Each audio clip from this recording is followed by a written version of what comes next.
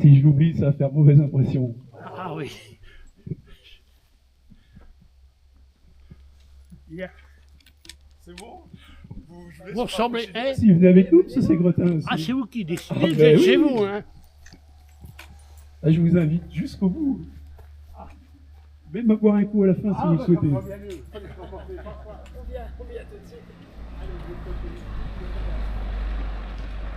Madame la députée, monsieur le président de la FNACA, la section de la Clette, messieurs les porte-drapeaux, mesdames, messieurs, et surtout, chers enfants présents aujourd'hui.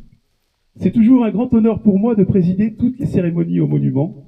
C'est toujours un grand plaisir aussi de voir toujours aussi nombreux, enfants, parents, grands-parents, venus rendre hommage à tous les combattants de toutes les guerres qui sont morts pour la France. Lorsque nous évoquons la Seconde Guerre mondiale, nous parlons souvent de batailles, de dates, de stratégies militaires ou de grands événements d'histoire. Mais derrière ces mots se cachent avant tout des visages, ceux de femmes et d'hommes arrachés à leur quotidien, ceux de milliers de jeunes de 20 ans partis au combat. 20 ans, et là je vais me tourner vers les enfants. C'est l'âge de Désiré Doué, de Warren Zahir Emery, de Séni Mayoulou, de Paul Sexas.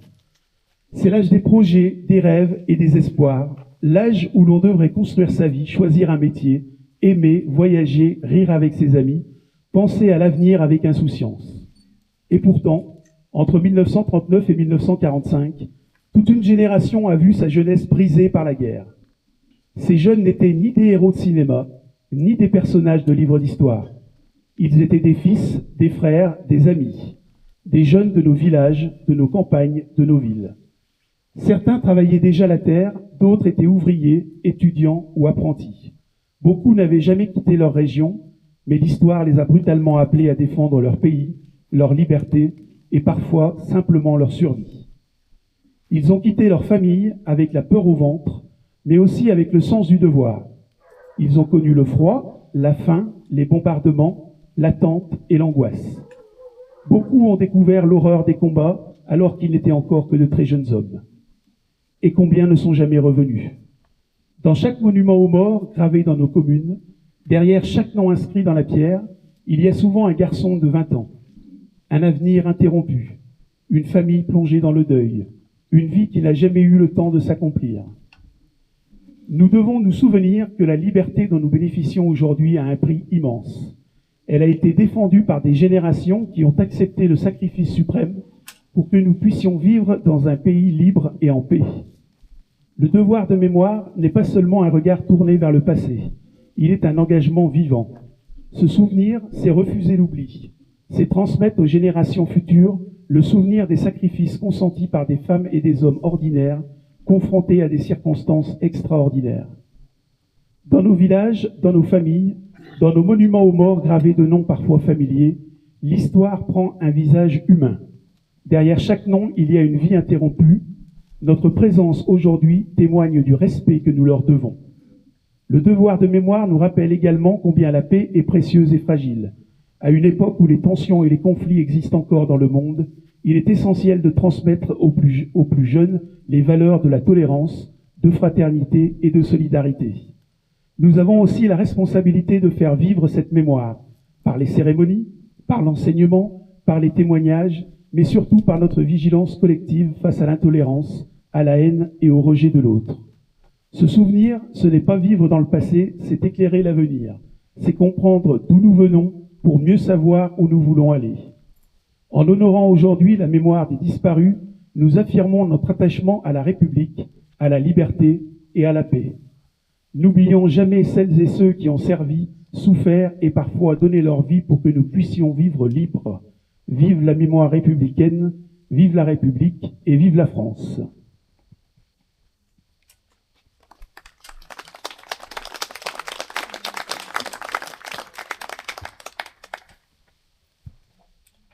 Je vais vous lire donc désormais le message de Madame Catherine Vautrin, ministre des Armées et des Anciens Combattants, et d'Alice Ruffo, ministre déléguée auprès de la ministre des Armées et des Anciens Combattants, en cette journée nationale du 81e anniversaire de la victoire du 8 mai 1945.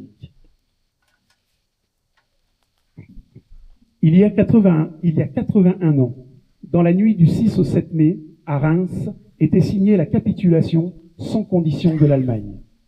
Le 8 mai 1945, enfin, après des années d'épreuves, d'horreurs et de combats, l'Europe était libérée de l'emprise totalitaire et génocidaire nazie. Libérée par tous les alliés, libérée avec le concours des armées de la France, la seule France, celle qui se bat et ne se rend pas. Ne l'oublions jamais, avant d'être une défaite avec des armes, la défaite de 40 fut d'abord une défaite de l'esprit. Marc Bloch, historien combattant de 14, volontaire à nouveau en 39, fusillé en juin 1944, avait porté sur les responsables de la débâcle ce constat implacable: ils avaient estimé très tôt naturel d'être battus. Ceux qui continuèrent de croire à la France n'étaient pas des surhommes. Ce furent les 133 pêcheurs de l'île de Saint, les 152 premiers engagés volontaires de Saint-Pierre et Miquelon. Ce fut Jacques Lucéran, lycéen non-voyant de 16 ans, qui rassembla autour de lui les volontaires de la liberté avant d'être déportés à Buchenwald.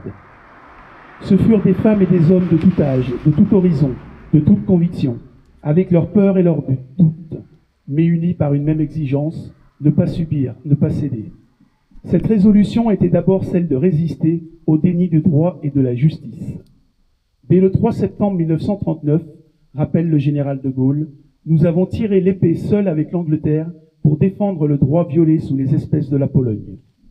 À Londres, sous les bombes du Blitz, à Brazzaville, où l'ordre de la libération est créé, se poursuivit la lutte de ceux qui pressentaient que cet affrontement était une guerre contre l'humanité. Alors que nous célébrons les 400 ans de la Marine nationale, souvenons-nous de l'amiral Muselier, rallié dès 1940 à la France libre et qui lui donna son emblème, la Croix de Lorraine. Souvenons-nous des sous-mariniers du Casabianca, déjouant la vigilance ennemie pour armer la résistance en Corse. Et derrière eux, toutes les générations de marins qui perpétuent aujourd'hui notre puissance navale avec le porte-avions France Libre. Souvenons-nous des commandos Kiefer débarqués à l'aube du 6 juin 1944. Honorons sur les plages de Provence les soldats venus d'Afrique, d'Asie et du Pacifique, tirailleurs, goumiers, spahis de la première armée française menée par le général Delattre de Tassigny, remontant jusqu'à Berlin. Delattre qui, face à ce qu'il appelait les puissances multiples du mensonge, dira: nous avons découvert tout le prix de notre civilisation en éprouvant sa fragilité. Rappelons-nous Simone Veil, rescapée d'Auschwitz, qui fit de sa vie une œuvre de réconciliation et de paix. L'idéal européen qu'elle nous lègue fut la réponse à la haine par la force du droit. Cette victoire était celle du respect de la souveraineté de chaque peuple et de la dignité de chaque personne, contre ceux qui voulurent réduire notre continent à un empire de maîtres d'esclaves. Aujourd'hui, pour que plus jamais le pire ne redevienne possible, il nous revient de transmettre aux jeunes qui s'avancent dans la vie. Alors que les derniers témoins nous quittent, le patriotisme agissant que le général Leclerc confiait aux hommes de la 2e DB en leur faisant ses adieux. Transmettre cette force morale, la première arme d'un peuple qui sut, au bord de l'abîme, se redresser. Un peuple, le nôtre, qui ni le malheur militaire, ni la faillite des institutions, ni le mensonge, ni la violence, n'ont pu détourner de son éternelle vocation. Charles de Gaulle, discours devant l'Assemblée nationale le 15 mai 1945. Vive l'Europe libre, vive la République et vive la France. C'était donc signé Catherine Vautrin, ministre des Armées et des Anciens Combattants, et Alice Ruffo, ministre déléguée auprès de la ministre des Armées et des Anciens Combattants.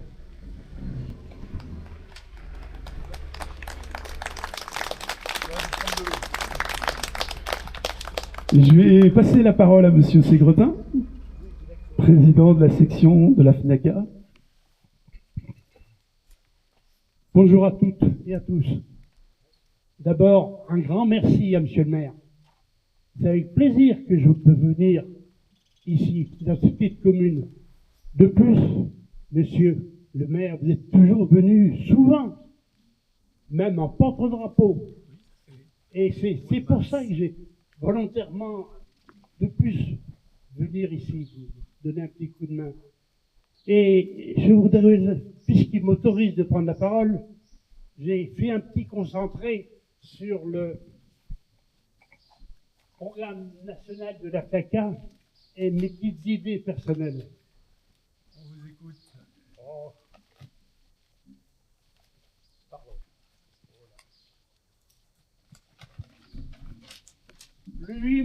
le 8 mai 45, jour de la victoire, est devenu d'année en année jour qui porte espoir de la paix.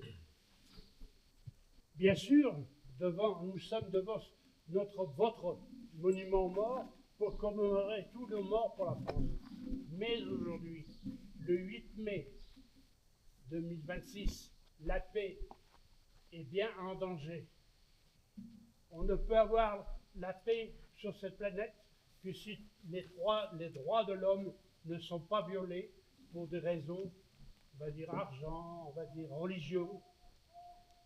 Nous, la FNACA, les derniers combattants du contingent encore présents, et toujours fidèles à tout ce que c'est sacrifié leur vie, comme aujourd'hui les OPEC, nous réclamons paix, encore la paix.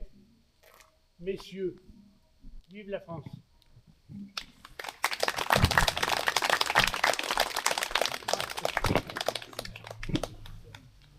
Merci, Président. Je vais passer la parole à Josiane, notre députée, et te remercier de ta présence à la fois ce soir pour cette cérémonie et tout à l'heure pour la conférence. Vas-y.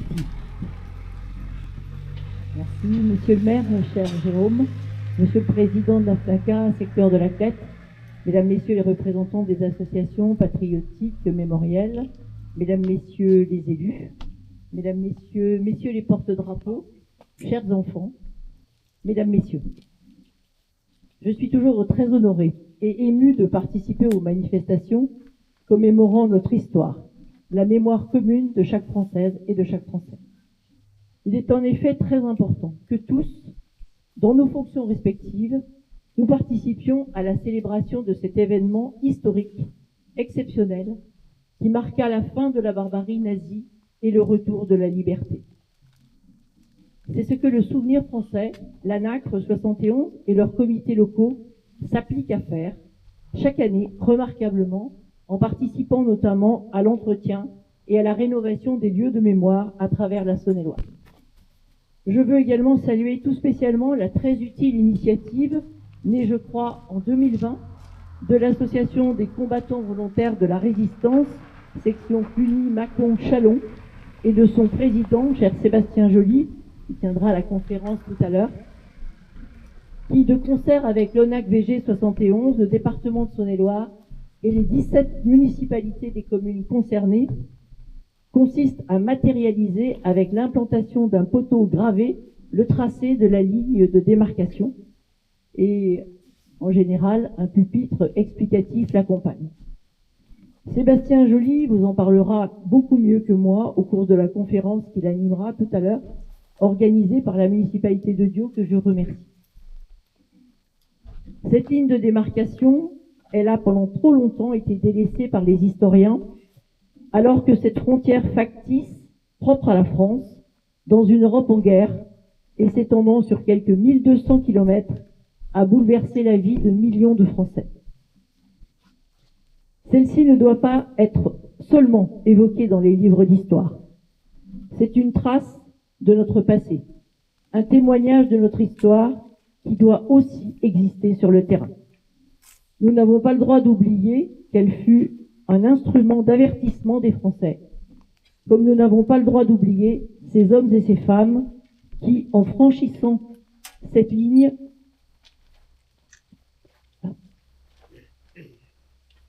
ont sauvé des vies au péril de la leur. Beaucoup de passeurs, par exemple, furent des résistants à part entière, qui prirent souvent des risques insensés pour tromper les postes de contrôle allemands. Par leur courage, les valeurs patriotiques et de fraternité qui les animaient, ils ont réussi à faire triompher le bien sur l'horreur nazie. Soyons toujours conscients que du jour au lendemain, la paix peut laisser la place au chaos de la guerre. La grande résistante Germaine Tillon nous mettait ainsi en garde. Il n'existe pas un peuple qui soit à l'abri d'un désordre moral collectif. Vous me permettrez d'ajouter à la lumière de ce qui se passe actuellement dans certaines régions du monde qu'il n'existe pas un régime politique qui soit à l'abri d'un dérèglement mental de ses dirigeants. C'est pourquoi nous devons chérir, préserver, valoriser tout ce que nous a légué la résistance. rejeter l'indifférence, refuser d'accepter l'inacceptable, la xénophobie, le fanatisme, la barbarie. Nous devons nous rassembler, en dépit de nos différences, de nos sensibilités politiques, de nos croyances ou de notre absence de foi, mais unis au service de la valeur suprême, de la défense des droits de l'homme et de l'amélioration de la condition humaine.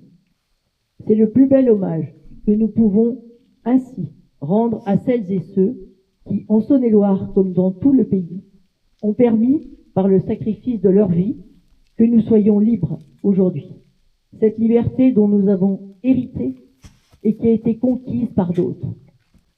Et j'en profite pour dire un mot à ces jeunes qui sont présents ce soir, puisque vous êtes notre avenir et que nous croyons en vous pour développer un esprit citoyen, pour faire preuve d'esprit critique, pour que vive demain notre devise, liberté, égalité, fraternité. Vive l'Europe libre, vive la République et vive la France.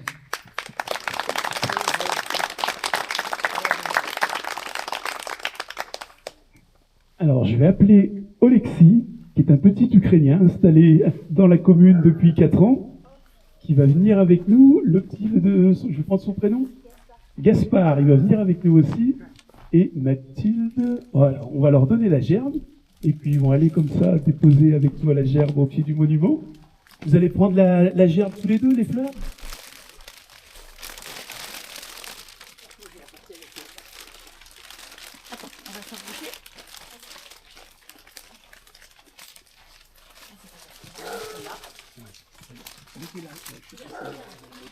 Mets-la à côté, regarde. Regarde, sur la manche.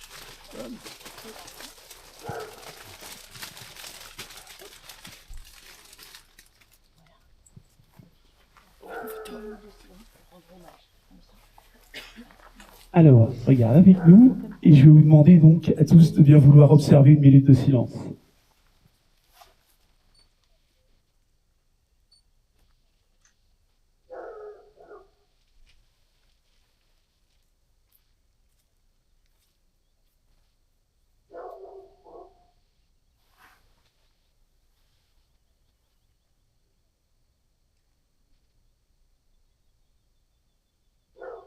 Je vous remercie. Je vais juste demander à Mathéo de passer de l'autre côté, parce qu'on termine toujours, comme ça marche, à Dio, avec un rideau bleu, blanc, rouge qui va s'envoler dans le ciel, les couleurs de notre beau pays. Alors, est-ce que tous les enfants sont prêts? Oui? Alors, vous levez bien en l'air. Écartez-vous peut-être un petit peu. Il faudra bien lever très haut en l'air une fois que vous aurez tiré, d'accord? Allez, c'est à vous. Tire très fort, Esteban. Tire sur Esteban. Clément n'a pas tiré.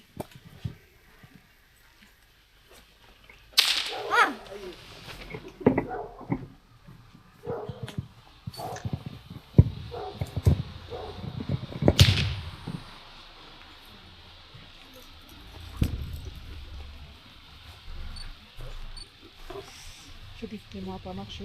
T'as pas tiré, Clément? Non, ça marche pas.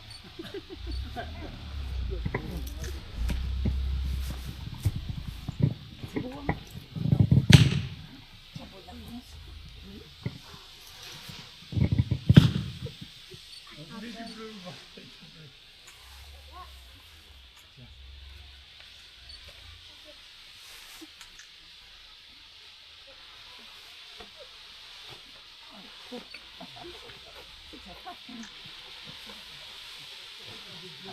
Bon, le bleu cache tout maintenant, mais bon, on a eu au moins les couleurs bleu, blanc, rouge. Merci à tous de votre participation. On peut les applaudir, oui.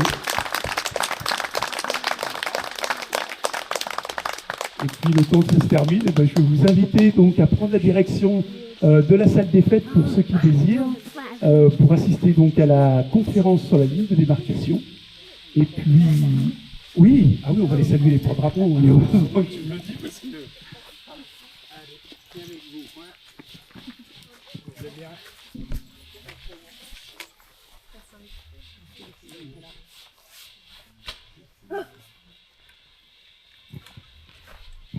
Et donc je vais vous inviter à prendre la direction de la salle des fêtes pour assister donc à la conférence de Sébastien Joly. Merci à tous.